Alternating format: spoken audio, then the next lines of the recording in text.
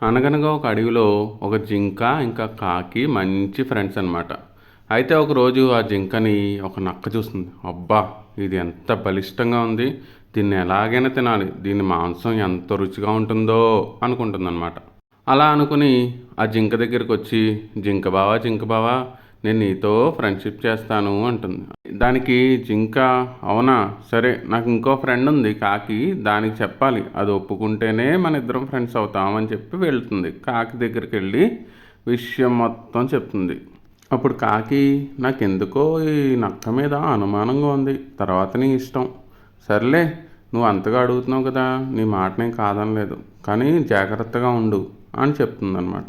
అలా రోజులు గడుస్తూ ఉంటాయి. ఒకరోజు నక్క జింక దగ్గరకొచ్చి, జింక బావా ఇక్కడే ఉంది. పక్కన చూడు ఎంత మంచి గడ్డుందో. అక్కడికెళ్ళి మేద్దాం పదా అని చెప్పి తీసుకెళ్తుంది. అక్కడేమో ఆ యజమాని ఆ జింక మేయడం చూస్తాడనమాట. చూసి దానికి వలేస్తాడు.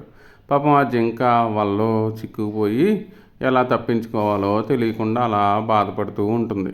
అప్పుడు నక్క అటువైపుగా వస్తే, బావా నేను ఇక్కడ ఇరుక్కుపోయాను. నన్ను కొంచెం కాపాడవా అంటుంది జింక. దానికి నక్క, అయ్యో నాకు నిన్ను కాపాడాలనే ఉంది బావా. కానీ వల ఉంది చూసావా?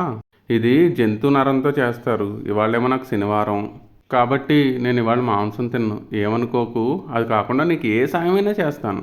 అప్పుడు జింకకి కాకి మాటలు గుర్తొస్తాయన్నమాట.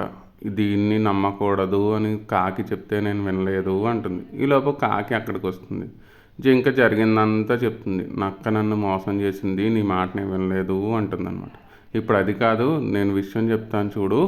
నువ్వు చచ్చిపోయినట్టు పడుండు. నేను నీ కంటి దగ్గర పొడుస్తాను. వాడొచ్చి నీ వల తీసేస్తాడు.